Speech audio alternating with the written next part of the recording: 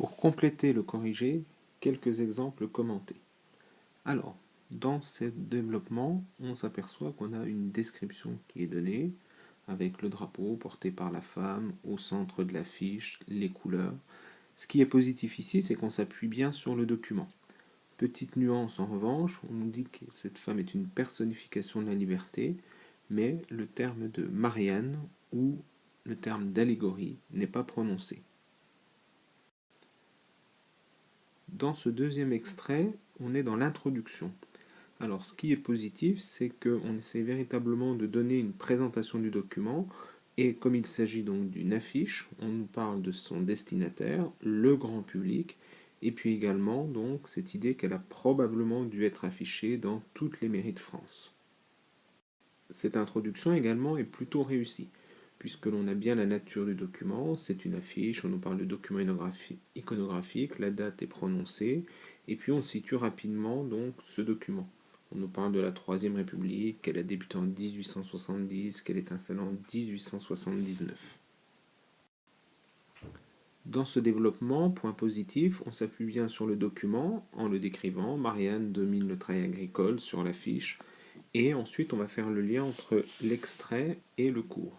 On nous dit qu'elle protège les citoyens et du coup, on fait référence aux lois sociales en évoquant quelques exemples ici.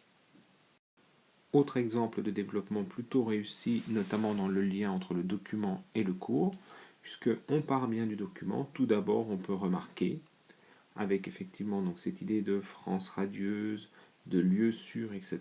Et ensuite, on propose un lien avec le cours.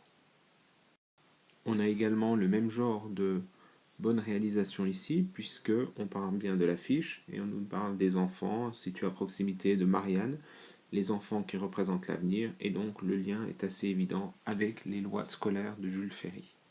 Autre point positif dans ce développement, de la même façon, on nous parle effectivement donc de Marianne, on nous parle d'allégorie de la République, et puis on utilise également des informations du document en montrant bien l'inscription en lettres capitales, République française, et notamment les drapeaux. Alors ici, quelques petites nuances et points à corriger. On a bien une description de l'affiche, on nous dit sur le pont circule un train qui est un symbole de modernité pour l'époque et de vitesse, essor du commerce et des échanges, mais tout cela effectivement manque un peu de développement. Parce que quand on nous parle de train, ça pourrait être l'occasion d'évoquer la révolution industrielle, quand on nous parle effectivement de cette modernité, montrer également donc l'alliance entre modernité et tradition. Donc ici, il y a bien un appui sur le document, mais très peu de commentaires. Voici un autre exemple de points à corriger. Nous sommes dans l'introduction, nous allons étudier donc le document, et ce qui est gênant, c'est qu'on commence à évoquer tout un tas d'éléments, la crise de Panama, la crise avec les légions d'honneur, etc.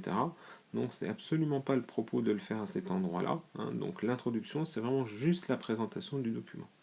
Enfin ici, un exemple de points auxquels il faut être particulièrement attentif, puisqu'on a donc tout d'abord des connaissances qui sont apportées, système républicain, loi Jules Ferry, etc.